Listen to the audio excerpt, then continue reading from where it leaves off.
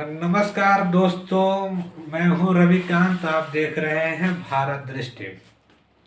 पिछले कुछ दिनों से आप ये खबर देख रहे हैं कि जेफरी आइंस्टीन से जुड़े अमेरिका की खबर को लेके भारत की मीडिया में काफी प्रमुखता से चर्चा किया जा रहा है। और इन चर्चा से जुड़े मामलों में भारत की राजनीति या भारतीयों से क्या लेना देना है, मैं इसी पे बात करूंगा। आप बहुत सारे शो में या बहुत सारे न्यूज चैनलों के शो में या बहुत सारे कार्यक्रम में या सोशल मीडिया में ये चर्चा पाए हैं कि यहाँ की सेलिब्रिटीज या जैसे बॉलीवुड हो, हॉलीवुड हो, भोजपुरी हो, या यहाँ के जो उद्योगपति हैं या अरबपति हैं या नेता, पॉलिटिशियन, ब्यूरोक्रेट या जुडिशरी से जुड़े लोग, जज हैं, यानी कहने का मतलब जो बड़े बड़े लोग हैं, जो जेफरी आइंस्टीन की जो फाइलें खुली हैं उसमें उनके नाम होने की संभावनाएं अंदेशे लगाए जा रहे हैं। तो आपको ये स्वाभाविक है कि आपके मन में ये जिज्ञासा होगी कि जेफरी आइंस्टीन से जुड़े ये मामले हैं क्या। तो दरअसल मैं बता दूं कि अमेरिका के एक मशहूर जो कारोबारी थे, बिजनेसमैन थे, अरबपति आदमी थे, उनका एक मामला था जो लड़कियों के यौन शोषण से जुड़े मामले का उनके ऊपर एक आरोप था, जिसके संबंध में वो कई वर्षों से वो जेल में थे। और उन्हीं जेल में 2019 में उनकी संदिग्ध परिस्थितियों में मौत हो गई। और मौत से जुड़े मामले जो है वहाँ की अदालतें, वहाँ के जो फाइलें हैं, उनसे जुड़े दस्तावेज वहाँ की अदालतें सामने ला रहे हैं।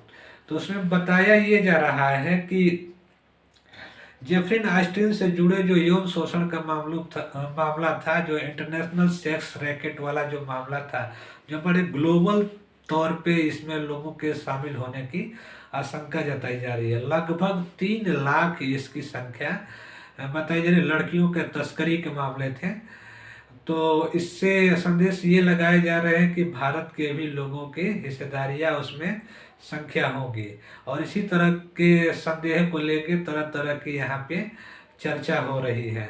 यहाँ तक कि भारत की सरकार को गिरा देने की भी खबर तक यहाँ या जनता के बीच में सोशल मीडिया पर चर्चा हो रही है कि इनकी फाइलें खुलेंगी तो इनके इस्तीफे हो जाएंगे। बड़े बड़े लोगों के नाम शामिल हैं, अंबानी के नाम शामिल है, तो अडानी के नाम शामिल है, या बॉलीवुड के नाम शामिल है, बड़े बड़े पॉलिटिशियन के नाम शामिल हैं।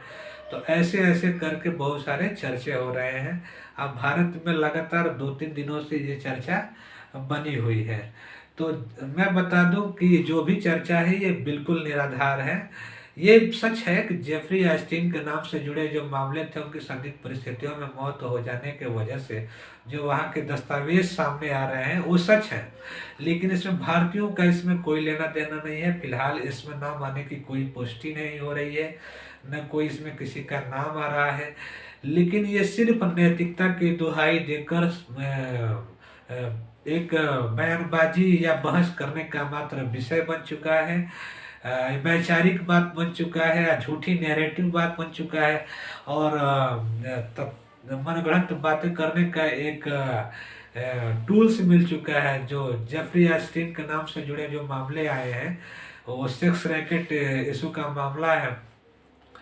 तो यही खबर है, और ऐसे ही खबर दुनिया में आते रहते हैं। तो भारत की मीडिया की सवाल ये है कि ये बिल्कुल गंभीरता से चर्चा तो इंटरनेशनल इशू पर करती है, लेकिन इसमें इसका शक सिर्फ भारतीयों को फंसाने और बहलाने और फुसलाने या उनको बदनाम करने में ही उनकी हिस्सेदारी रहती है, और उसका पूरा इंटरेस्ट इसी में रहता है।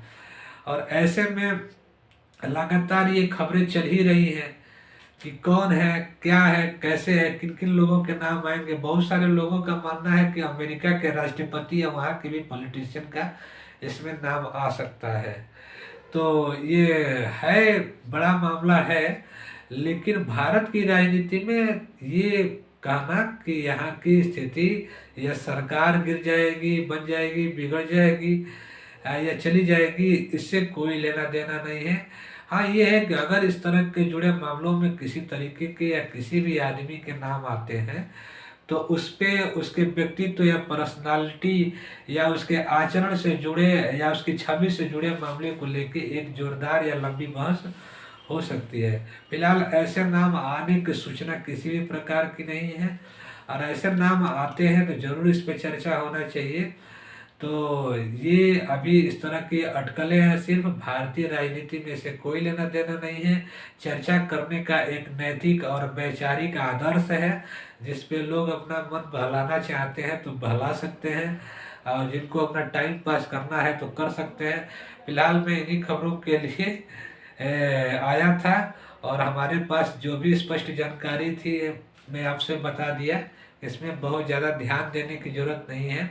आने वाली वीडियो में इस तरह की ही खबरें और खुलासे करने के लिए एक लगातार आपको वीडियो सामने लाता रहूँगा। तब तक के लिए देखते रहिए, हमारा ये चैनल है और इसको सब्सक्राइब करिए, लाइक करिए, शेयर करिए, और हम अपना ओपिनियन और विचार देता रहूँगा। आपसे जुड़ता रहूँगा। आने वाले वीडियो में भी मैं लगातार, हाल के दिनों में मैं कुछ डिस्टर्ब था, मैं नहीं जुड़ पाया, लेकिन मेरी कोशिश है कि अब आने वाले दिनों में आपके साथ लगातार एक एक वीडियो देता रहूँगा। तब तक के लिए नमस्कार, धन्यवाद।